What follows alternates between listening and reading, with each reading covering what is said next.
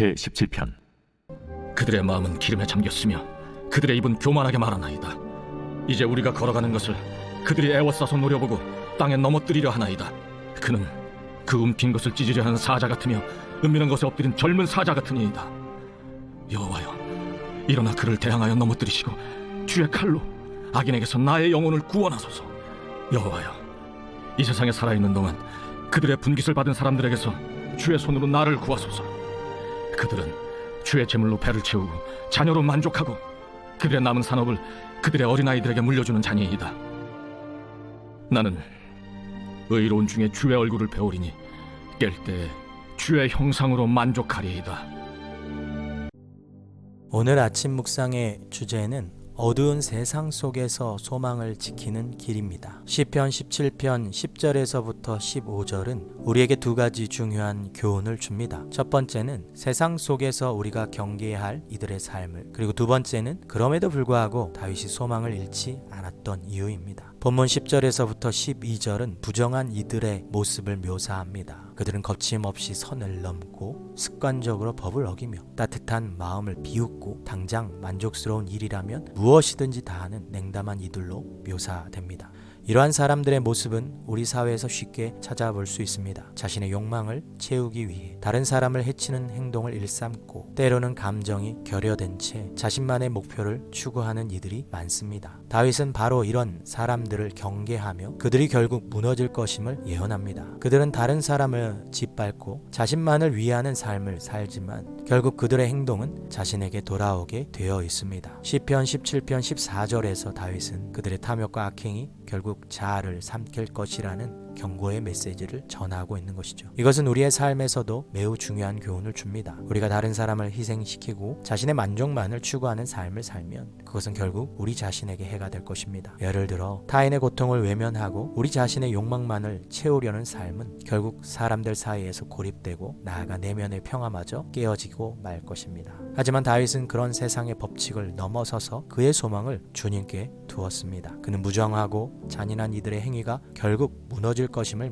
믿고 주님의 의로움을 의지했습니다. 우리는 이 어두운 세상 속에서도 다윗처럼 소망을 잃지 않고 하나님을 의지해야 할 것입니다.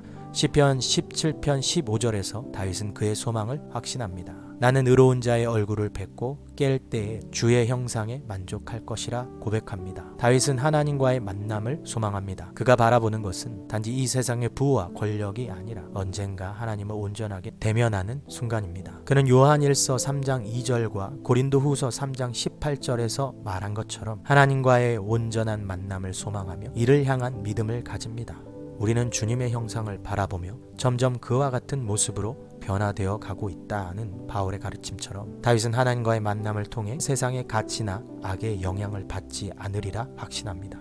성도 여러분, 이와 같은 마음가짐은 우리가 세상에서 살아가는 데 큰 힘이 됩니다. 세상은 우리가 살아가기에 때로 너무 어두운 것처럼 느껴질 수 있습니다. 그러나 우리는 다윗이 가진 소망, 즉 하나님을 만나는 날이 오리라는 소망을 가지고 살아야 합니다. 이 소망은 우리의 삶에 깊은 기쁨을 가져다 줍니다.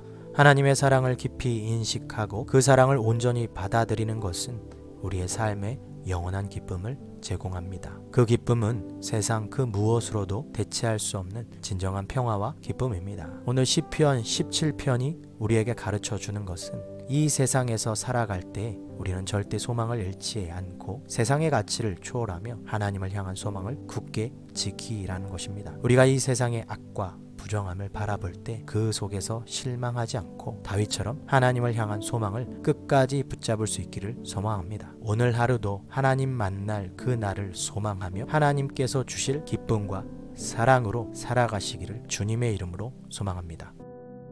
자신만을 위한 이기적인 행동을 하지 않도록 주의하며 타인을 위한 작은 배려를 실천해 보세요.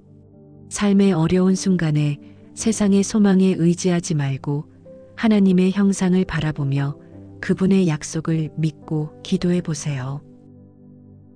주님의 부활에 힘입어 마지막 날에 모든 뒤틀리고 그릇된 일들이 한꺼번에 바로잡히리라는 사실을 확신하게 해주셔서 감사합니다.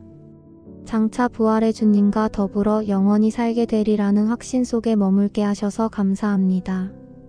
이 진실이 모든 상처를 치유합니다. 예수님의 이름으로 기도합니다. 아멘.